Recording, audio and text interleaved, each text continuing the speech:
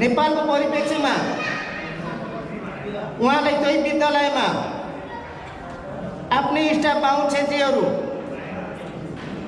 सहितको जुन विद्यार्थी थियो आजभन्दा करिब 45-50 वर्ष अगाडिको कुरा हुनुपर्छ। मेरो भनाइमा तलमाथि भए पनि तपाईहरूले त्यसलाई हिसाब गरेर तपाईले मिलाउनुपर्छ कि त्यतिखेरको अवस्थामा 10 देखि 12 वर्षमा बिहे गर्न चलन थियो नेपालमा रहेछ। केही पुरानो मान्छेहरू र अहिले पाइन्छ पनि मेरो बिहे भएको 10 वर्षमा 12 वर्षमा भन्ने र त्यतिखेर आफैले पढाएको विद्यार्थीको चाहिँ एउटा बिहे भएछ र त्यो बिहेमा चाहिँ उहाँ त्यहाँ त्यो विद्यालयको चाहिँ उहाँ हेडमास्टर हुनुहुन्थ्यो र एकजना बाहुन चाहिँ उहाँको सहायक शिक्षक र उहाँलाई चाहिँ त्यो विद्यार्थीको चाहिँ बिहेमा बोलाउनु भएछ र उहाँ त्यो विद्यार्थीको बिहेमा उहाँ त्यहाँ जानुभयो निम्तोलाई स्वीकारेर र त्यहाँ गइसकेपछि उहाँले त्यो बिहेमा चाहिँ अब के खानेकुरा के व्यवस्था थियो उहाँलाई चाहिँ खानाको निम्ति चाहिँ खाना खाने ठाउँमा उहाँलाई बोलाउनु भयो। त बोलाइसकेपछि त्यो विद्यार्थी चाहिँ बाहुन हिन्दूहरू रहेछ र ऊ सँगसँगै खाने ठाउँमा बस्नुभयो र उहाँको आफ्नो स्टाफ पनि सँगै उहाँ त्यहाँ आएर बस्नुभयो। त बसिसकेपछि अन्य बाहुन क्षेत्रीले चाहिँ उहाँको स्टाफ चाहिँ बाहुन भएको कारणले युग पुरुषसँग डक्टर गोपाल गुरुङज्यूलाई चाहिँ के भन्नुभएछ भने गुरुङजी तपाईँ चाहिँ अलिकति अलग्गै बसिदिनु पर्यो भनेर भन्नुभएछ र उहाँले सोध्नुभएछ किन भन्दाखेरि यहाँ चाहिँ छुई हुन्छ भन्ने कुरा गर्नुभएछ। त उहाँ त दार्जिलिङमा पढेको मान्छे त भारतमा त अङ्ग्रेजको पालैबाट चाहिँ त्यहाँ छुवाछुत थिएन। त्यसो भइसकेपछि उहाँले म त एउटा मेरो विद्यार्थी भएको कारणले तपाईँले बोलाउनु म निम्तलाई स्वीकारेर आएँ तर म त विशेष गरेर म यहाँ खानु नपाएर आएको मान्छे त होइन भनेर उहाँले त्यहाँबाट जुरुक्कै उठेर हिँड्नु भएछ। त्यस पछाडि उहाँले सङ्घर्ष अध्ययन सुरु गर्नुभयो यो छुई भन्ने शब्द के हो यसको वास्तविकता के हो यो घटना यो सङ्गठन यो झन्डा यो विधान यसरी यो सुरु भएको र आएको हो। त्यस पछाडि लगातार उहाँले विद्यालयमा शिक्षण पेसा गर्दै जानुभयो।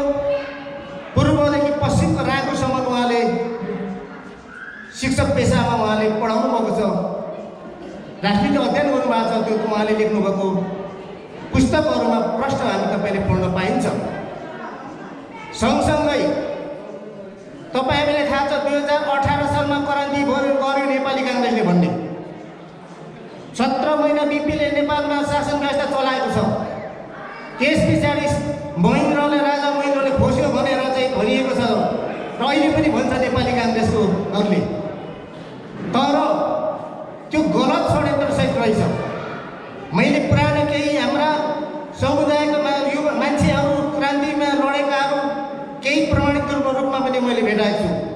त्यतिखेरको युद्धमा त्यतिखेरको क्रान्ति पनि तल चाहिँ हाम्रो पुर्खाहरूले बाहुनवादकै निम्ति तल लडेको रहेछ तर नेता चाहिँ को भन्दाखेरि बिपी कोइराला बाहुन थिए। आफ्नो हक अधिकार तल खोजिरहेको कारणले बिपीले अन्त्यमा गएर रोक्नु नसक्ने भएपछि राजा महेन्द्रलाई सत्ता बुझाएको र महेन्द्रले खोस्यो भन्ने बाहना बनाएर भारत गएको छ। यतातिर चाहिँ क्रान्तिको नाममा हाम्रो पुर्खाहरू फर्स्ट और सेकेन्ड वर्ल्डमा लडेर आउने हाम्रो पुर्खाहरू त्यतिखेरको बन्दुक खेलाउने सिपालु यतातिर महेन्द्रसँग लड्ने अर्कोतिर यता महेन्द्रले पनि त्यही अङ्ग्रेजकै पालामा हाम्रो पुर्खा लड्नेहरू हतियार बन्दुक खेलाउने सिपालुहरूलाई लिएर हामी बिचमा हाम्रो पुर्खाहरूको बिचमा त्यो लडाइँ युद्ध गराइएको छ। भारतबाट थोत्रे राइफलहरू लिएर दुवैतिर दिने काम गरिएको छ। त्यसैको झल्को दिन छ यो 10 वर्ष जनयुद्ध र अहिले भर्खरै विप्लवलाई लिएर संयुक्त आज भाषण काठमाडौँको उसमा गरिरहेको छ। त्यस पछाडि युग पुरुषसँग डक्टर गोपाल गुरुङज्यूले उहाँले बुझ्नुभएछ राजा महेन्द्रलाई भेटेर उहाँले एकचोटि 45 मिनट र दोस्रोचोटि 1 घन्टा उहाँले कुरा गर्नुभएको छ। तपाईँले कुनै पनि हालतमा नेपालमा हिन्दू राष्ट्र घोषणा गर्नुभयो भने भोलि तपाईँ र यो देशमा नेपालमा चाहिँ दुर्घटना निम्तिनेछ, दुर्घटना हुनेछ भनेर त्यतिखेर उहाँले सुझाव सल्लाह दिनुभएको छ। तर त्यो सुझाव सल्लाहलाई राजा महेन्द्रले दमनको साथ उहाँको विचारलाई दलले हेपेर सेना र पुलिसको भरमा, राष्ट्र ढुकुटी उसको भरमा 2019 सालबाट मात्रै नेपालमा हिन्दू राष्ट्र घोषणा गरेको यो महेन्द्रले गरेको। त्यस पछाडि उहाँले निरन्तर अगाडि बढ्नुभयो। अधिकार सचाइ लेखेर हाम्रो समुदायलाई राजनीति चेतनशील बनाउने पुस्तक नेपाली राजनीतिको अधिकार सचाइ पहिलो सङ्ग्रह निकाल्नु भएको छ। त्यस पछाडि दोस्रो सङ्ग्रह निकालिसकेपछि चाहिँ उहाँले जेल लगिएको छ। यो 41-42 सालतिर हुनुपर्छ र उहाँलाई जेलभित्रै छोडाउने कोसिस गरिएको छ। त्यो जेलैभित्र रामचन्द्र पौडेल र अर्को एकजना तराईतिरको नेता, मैले उसको नाम बिर्सिनु भयो, त्यो उहाँ दुईजनाले त अभिव्यक्ति नै दिनुभएको छ गोपाल गुरुङलाई जेलमै छोडाउनु पर्छ भनेर। तर अधिकार सचाइमा पढ्नुहोस्, संसारभरिको शुभचिन्तकहरूले उहाँलाई जेलभित्र तपाईँलाई अप्ठ्यारो छ भने हामी खानासम्म तपाईँलाई चाहिँ हामी ल्याइदिन्छौँ भन्नेसम्म उहाँलाई अनुरोध गर्नुभएको थियो। तर के कारणले उहाँ त्यसरी संसारभरि परिचित हुनुभन्दा उहाँ पत्रकार पनि हुनुहुन्थ्यो, लेखक पनि हुनुहुन्थ्यो, उपन्यासकार पनि हुनुहुन्थ्यो, कवि पनि हुनुहुन्थ्यो र राजनीतिज्ञ पनि हुनुहुन्थ्यो। एउटा त्यस्तो महान व्यक्ति, एउटा दार्शनिक हुनुहुन्थ्यो उहाँ, र उहाँले स्वीकार्नु भएन। जेलभित्र उहाँले 7 कुरेट लम्बाइ र 1 कुरेट चौडाइमा उहाँले राखिएको थियो। राजनीति बन्दीको हिसाबमा राखिएको थिएन, उहाँलाई एक किसिम ती जेलमै सिद्धाउने हिसाबले उहाँलाई यातना दिएको राखिएको थियो। तर बौद्ध लाग्नुमा पनि तपाईँ हामीले के कुरा बुझ्नु पर्यो भने बौद्धवादले घोषणा गर्नुपर्ने परिस्थिति पनि यो कुरोसँग डाक्टर गोपाल गुरुङको राजनीति र विचार र दर्शनकै कारणले घोषणा भएको भन्ने कुरा हामी तपाईँले बुझ्नुपर्छ। त्यस पछाडि बौद्धता आयो। बौद्ध आइसकेपछि नेपालमा धेरै दलहरू जन्माए। कसले जन्मायो? त्यो दरबारबाट जन्मायो। जन्मिसकेपछि म पनि 2048 सालमा यो सङ्गठनको एउटा सिपाहीको रूपमा म उभिएँ। म त्यतिखेर 20 वर्षको उमेर थियो। मैले उहाँको पुस्तक पढेँ। मैले त्यहाँका बाहुन छेत्रीले हप्काएको दबाएका मेरो बाजेलाई सम्म हप्काएको मैले देखेको थिएँ। मैले त्यो कुरालाई, त्यो पुस्तकले मलाई भित्र मलाई ज्ञान दियो, बुद्धि दियो।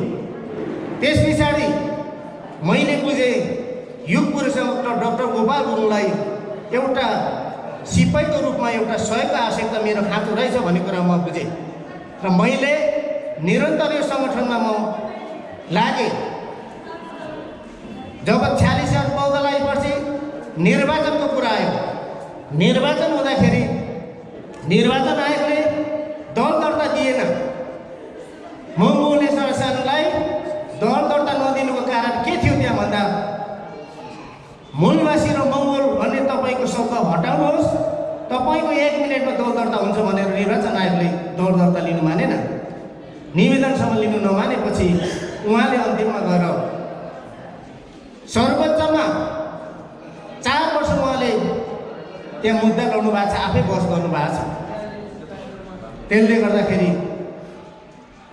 निर्वाचनमा म स्वतन्त्र रूपमा मैले अहिले त टोल वडा भन्छ, त्यतिखेर गाविस थियो, मैले गाविस चुनावमा लडेँ र त्यतिखेर बाहुन क्षेत्रीहरूको नारा के थियो भन्दाखेरि मङ्गोल एसोसिएसन डाक्टर गोपाल गुरुङज्यूले खोल्नुभएको पार्टी उम्मेदवारलाई हराउने चाहिँ के नारा बनायो भन्दा दल दर्ता नभएको यो पार्टी, दलै दर्ता नभएको नेतालाई भोट जितेर केही पनि गर्नु सक्दैन, केही पनि हुँदैन भनेर उनीहरूले भिजाथ्यो भने यता हामीलाई चाहिँ उहाँले प्रश्न दिनुभएको थियो। स्वतन्त्रबाट लडेर जनताले आफ्नो मत दिएर विजय गर्यो भने अधिकार त्यत्तिकै हुन्छ भाइ, त्यसले गर्दा कुनै फरक पर्दैन, तपाईँहरू जस्तो सुकै अवस्थामा पनि चुनाव लड्नु भनेर र उहाँले भन्नुभयो र म त्यसरी लड्दै आएँ। त हुँदै गयो, अगाडि बढ्दै गयो राजनीति। उहाँ लडिरहनु भयो, हामीले पनि जाने नजाने सकिने साथ दिँदै गयौँ। जब 52 सालबाट माओवादी भनेर आयो। तर त्यो माओवादी 10 वर्ष जनयुद्ध पनि हेरिहाल्यौँ, हामीले देखिहाल्यौँ। 17,000 धेरै मानिसको ज्यान लियो। तर सबभन्दा बढी कसको हत्या भयो, कसले धेरै आफ्नो रगत बलिदान दियो, त्यसको त आज हिसाब किताब छैन। त्यसो सम्पूर्णभन्दा बढी को मऱ्यो? हामी 80% मङ्गोलबाट हाम्रो त्यो जनयुद्धमा ज्यान गयो। त मर्ने कर्म त्यति मात्रै होइन, यो धेरै भारतीय बेलायती सिङ्गापुर आर्मीको कोही दाइ भाइ हुनुहुन्छ होला, फर्स्ट र सेकेन्ड वर्ल्डमा मात्रै 25 लाखको हाराहारीमा हाम्रो पुर्खाहरू मरेका छन्। त्यो लडाइँ, त्यो मृत्युले आज हामी तपाईँ के पायौँ? यो देशमा घृणा, हेपा, तलाभन्दा अरू हामीले के पायौँ? त्यसो कारणले म यहाँलाई अनुरोध गर्छु, मङ्गोलले दर्शन, युग पुरुष डाक्टर गोपालको दर्शन र यो सङ्गठनमा के कुरा पाउँछौँ भन्दा पनि हामीले के कुरा दिनुपर्ने रहेछ भन्ने कुरा यहाँले बुझ्नुपर्छ। मैले व्यक्तिगत रूपमा पनि भन्ने गरेको छु, बाहुन क्षेत्रीको पार्टीमा अरबौँ खरबौँ तपाईँहरू सम्पत्ति लगानी गर्नुहोस्, विचार लगानी गर्नुहोस्, तर त्यहाँ हाम्रा सन्तानले त्यहाँ भोलि आफ्नो भविष्य पछाडि, आफ्नो मृत्यु पछाडि त्यहाँ खोज्ने अंश खोज्ने दाबी गर्ने ठाउँ पाउँदैन त्यहाँ। तर यहाँ तपाईँहरूले आज लगानी गर्नुहोस्, कुन सहयोग दिँदाखेरि सक्नुहुन्छ साथ दिनुहोस्। तर भोलि तपाईँ हाम्रो छोरा नातिले यो सङ्गठनमा मेरो बुबाले, मेरो दाजुले हिजो चाहिँ यो लगानी गरेको थियो, यहाँ चाहिँ मेरो लगानी छ, यो सङ्गठनबाट म पनि यो ठाउँमा आएर म पनि यहाँ काम गर्छु र म यो देशको नेता बन्न सक्छु, यो समाजको लागि परिवर्तन गर्न सक्छु र मेरो पनि हिजो यहाँ केही हिस्सा छ भन्ने कुरा यहाँ चाहिँ पाउँछ। त्यो खोज्ने ठाउँ छ यहाँ। तर बाहुन क्षेत्रको पार्टीमा त्यो पाउँदैन, त्यो हुँदैन। त्यसले गर्दाखेरि तपाईँ हामीले बुझ्नुपर्ने कुरा, यो एउटा मङ्गोलाइजेसन भनेको एउटा तपाईँ हाम्रो मूल घर हो। यो मूल घरमा तपाईँ हामी अब निरन्तर मेचीदेखि महाकाली, हिमालदेखि तराईसम्मको हामी 80% मङ्गोलहरू एउटै बुबा आमाको छोराछोरी, एउटै घर परिवार तपाईँ हामीले ठान्नुपर्छ। त्यो बोलीमा मात्रै होइन, विचार र व्यवहारमा पनि आउनुपर्छ। तपाईँ हामीले सबभन्दा बुझ्ने कुरा, हाम्रो समुदायमा अघि पनि केही साथीले भन्नुभयो, पहिलो कुरा त हामी भित्र पनि केही कमी कमजोरी छ। तपाईँ हामीले जुवातास, जाँडसी यी शत्रुको रूपमा तपाईँ हामीले लिनुपर्छ। त्यस्तो कुलतबाट हामी टाढा आउनुपर्छ। जुवातास खेल्ने पैसाले, जाँड खाने पैसाले युग पुरुष डाक्टर गोपालको पुस्तक किनेर आफूले पढ्न आउँदैन भने पनि आफ्नो छरछिमेकी वरपरका हाम्रो समुदायका आउने भाइ बहिनी छोराछोरीलाई त्यो किताब किनेर चाहिँ तपाईँहरू अध्ययन गर बाबु, पढ, वास्तविक कुरा के यो रहेछ, अरूलाई पनि सिकाऊ, सम्झाऊ, बुझाऊ र आफू पनि बुझ भनेर तपाईँहरूले सहयोग गर्नुपर्छ। त्योभन्दा महान कार्य अरू केही पनि हुन सक्दैन। त्यसैले म यहाँहरूसँग के भन्न चाहन्छु भने, निर्वाचन भर्खरै हिजो अस्ति बहुमतको सरकारले घोषणा गर्यो, सर्वोच्चले फेरि पुनः स्थापना प्रतिनिधि सभा गर्ने भनेर आदेश आयो। भोलि 13 दिनको डेट दिएको छ, भोलि 23 गतेबाट सुरु हुन्छ होला। तपाईँ हामीले ध्यान दिनुपर्छ। अरूले के भन्दैछ होइन, बाहुन क्षेत्रीले यो देशमा के गर्दैछ भनेर तपाईँ हामीले हेर्नुपर्छ। भोलि प्रतिनिधि सभा कसरी सञ्चालन गर्छ, कसरी आउँछ? आज तपाईँ हाम्रो हातमा मोबाइल छ, घर घरमा टिभी टेलिभिजन छ। जब नेपालमा 62-63 सालको जनआन्दोलन पश्चात 72 मा संविधान आयो, यो संविधान युग पुरुष डाक्टर गोपाल गुरुङको दर्शनलाई टेकेर यो लोकतान्त्रिक संविधान हो। यो तर यो संविधान पूरक भएन। यो पुरुष डाक्टर गोपालले उठाएको मागमा चारवटा कुरा महत्त्वपूर्ण कुरा यो संविधानमा हामीलाई दिएन। के कुरा दिएन? संविधानको प्रस्तावनामा मूलवासी मङ्गोल हुनुपर्छ भनेर संविधान सभाको सुझाव आएको सबभन्दा पहिला मङ्गोलियन शासन युग पुरुष डाक्टर गोपाल आफू जीवित हुँदा उहाँले नै त्यो डेलिगेसनमा त्यहाँ बुझाइएको थियो। अर्को कुरा, चन्द्रसूर्य अङ्कित झन्डा यहाँ राष्ट्रिय झन्डा भन्छन् बाहुन छेत्रीले। त्यो भारतमा चाहिँ विक्रम द्वितीयले चाहिँ स्थापना गरेको, पृथ्वीराज चौहानले चाहिँ स्थापना गरेको झन्डा राष्ट्रिय झन्डा भनेर बनेको छ। त्यो अराष्ट्रिय झन्डालाई बदल्नुपर्छ भनेर हाम्रो माग। अर्को कुरा, विक्रम सम्वत भारतका विक्रम द्वितीयले चाहिँ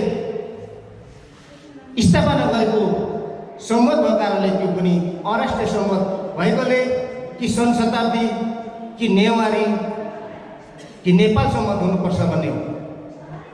त्यस पछाडि आयो राष्ट्रिय जनावर। राष्ट्रिय जनावर गाई राख्नु भनेको नेपाली जनतालाई पनि फेरि पशु जस्तै बनाइनु हो भन्ने भएको कारणले गर्दाखेरि पशु तुलनी फेरि हामीले पशुकै दर्जा दिने भएको कारणले कस्तुरी मृग हुनुपर्छ भनेर भनेको छ। र यो चारवटा कुरा हाम्रो यो संविधानमा नआएको कारणले मङ्गोलियन शासन जुनसुकै बेला भोलिको प्रतिनिधि सभाले पनि चुनाव घोषणा गर्छ भने, हप्ता दिनको गर्छ भने पनि हामी जतिखेर पनि हामी चुनावमा तयारी हुनुपर्छ, त्यो चुनावमा उभिनुपर्छ। हाम्रो मुख्य, हाम्रो अगाडि बढ्ने हाम्रो विचार दर्शन भनेकै चुनाव। कतिलाई त तपाईँहरू नयाँ हुनुहुन्छ, काङ्ग्रेस एमाले माओवादीहरू जस्तो सडकमा गएर ढुङ्गामुढा गर्ने, आगजनी गर्ने, तोडफोड गर्ने, हामी हुड्की आनन्द गर्ने, त्यसो भए चाहिँ छिटाउँछ भन्ने लाग्छ भने त्यो चाहिँ भुल हुनेछ। त्यो राजनीति भनिँदैन, त्यो हिंसा र फाँसीवाद राजनीति हुनेछ। अहिले पनि तपाईँ हामी जस्तो एउटा सचेत मानिसले हेरौँ, सोचौँ।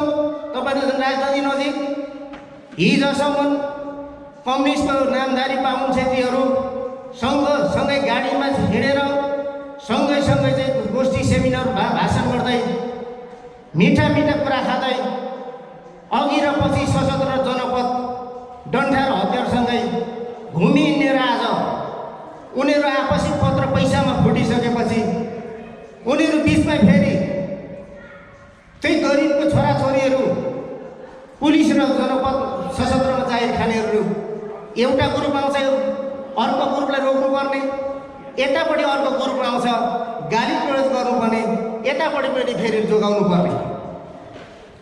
कस्तो परिस्थिति होला, कस्तो विडम्बना होला।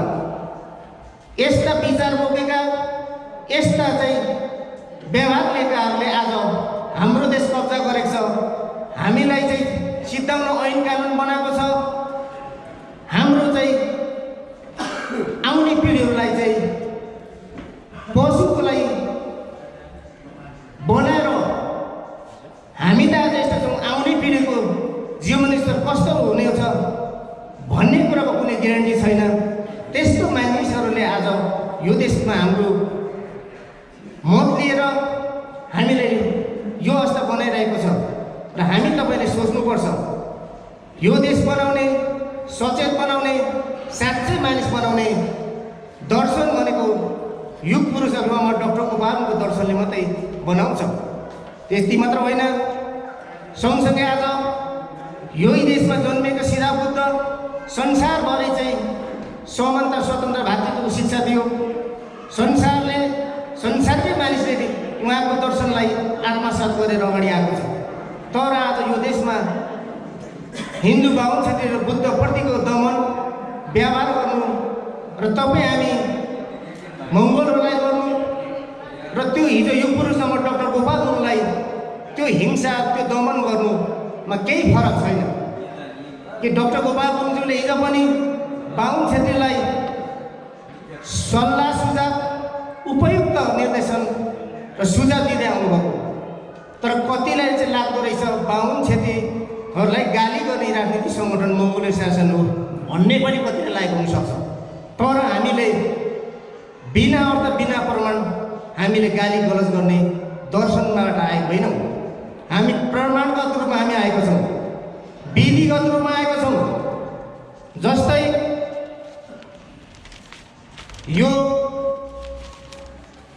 मङ्गोल भिजन पत्रिकाले मुलुकमा पश्चिमकाल ननिन्दा पनि हो भनेर स्थायी शान्ति चाहने हो भने संविधानप्रति गम्भीर हुन आवश्यक छ। यो युगपुरुषसँग डाक्टर गोपालले लेखेर दिनुभएको संविधान सभालाई सुझाव हो। तर बाहुन छेत्रीले त्यो कुरा लिएन, मानेन। अहिले आएर पुस 5 गते बहुमतको सरकार फुटेर सर्वोच्चमा निर्वाचन आयोगमा बाहुन मिले के अरे भएर तमासा देखाउनु पर्यो। किन देखायो होला?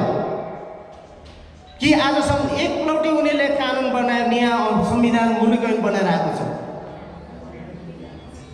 उहाँको एकलौटीले आजसम्म हामीलाई दबाउन सफल भएको छ। त्यसैको परिणाम उनीहरूभित्र अब देखा पर्यो। त्यसले गर्दाखेरि हामी 80% मङ्गोलहरूले पो वास्तविक भन्ने हो भने त यो देशमा मुलुकी ऐन संविधान त तपाईँ हामीले पो कोर्नु पर्थ्यो, तपाईँ हामीले पो लेख्नु पर्थ्यो। तर हामी त्यसो नभएर राजनीतिक दर्शन र शिक्षा सही नभएको कारणले हात्तीको जस्तो व्यवहार भयो। हात्ती तपाईँहरूले देखेका छौँ, हात्ती महतेलाई घुँडा टेकेर सुँडोले महतेलाई डोडालोमा आफै चढाएपछि महते माथि चढिसकेपछि रडको डन्ठाले टाउकोमा हात्तीको टाउकोमा महतेले हिर्काएर चाहिँ तैमा लिएको जस्तै तपाईँ हामी जम्मा भएर रक्सी र मासुमा सानो सानो प्रलोभनमा तपाईँ हामी कुटाकुट गरेर गोदागोद गरेर पार्टीको नाममा बाहुन छेत्रीलाई भोट दिएर माथि पठायौँ। माथि पुगिसकेपछि आज हामीलाई त्यही व्यवहार भएको छ। र अब हामी त्यो व्यवहारबाट मुक्त हुनको लागि हामी मङ्गोलिया शासनमा आबद्ध भएर हाम्रो समुदायलाई राजनीतिक शिक्षा दिएर हामी सभ्य भएर इमान्दारी भएर तपाईँ हामी अब अगाडि बढ्नुपर्छ। र यो हलमा हामी जति पनि छौँ हामीले आँटिलो बन्नुपर्छ। हामी आँटिलो भयो भने मात्रै हामी अगाडि बढ्न सक्छौँ। हिजो पञ्चायतको त्यस्तो डरदार अवस्थामा युगपुरुष डाक्टर गोपाल उहाँ एक्लै हुनुहुन्थ्यो। तर आज उहाँले यो सङ्गठन जन्माएर यो ठाउँमा उहाँको दर्शन र शिक्षाले हामी शान्तिपूर्ण, न त हामीले आजसम्म कुनै पुलिसको एक डन्डा खाएको छौँ, एक बुट, न त हामीले कसैलाई एक ढुङ्गा दिएको छौँ। तर शान्तिपूर्ण रूपमा म यो सङ्गठनमा आजसम्म आएर काम गरेको करिब 30 वर्ष भयो र सङ्गठन जन्मेको 31 वर्ष भयो। तर यो सङ्गठनको दर्शन तपाईँहरूलाई सुनाउन बुझाउन यहाँ आइपुग्न 30 वर्ष लागे तापनि अबको दिन त्यस्तो हुनेवाला छैन। तपाईँ हामी बुझ्यौँ भने अब चाँडै नै हामी गोलमन्द हुँदैछौँ। तर यहाँ बुझ्नुपर्ने कुरा चाहिँ हामीले वास्तविक पुरानो पुर्खाले भन्ने गर्थे जङ्गल पस्नु रुख चिन्नु, गाउँ पस्नु मान्छे चिन्नु, चिन्न चाहिँ सक्नुपर्छ। विभिन्न खालको तौर तरिकाहरू प्रपञ्चहरू चाहिँ रचेर सङ्गठनलाई अगाडि बढ्न नदिने प्रपञ्चहरू भइरहेको छ, अझै पनि गर्छ। कसले गर्छ? त्यो बाहुन छेत्री दरबारिया गर्छ। आउँछ को?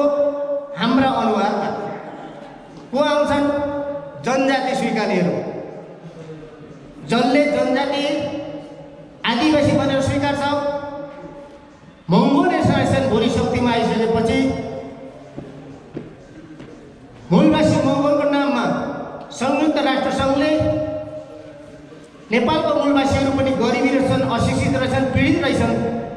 उनीहरूको पनि आफ्नो भाषा, धर्म, संस्कृति, लिपिहरूको उत्थान होस्, शिक्षित होस् भन्ने हिसाबले 7 करोडभन्दा बढी पैसा दिएको छ।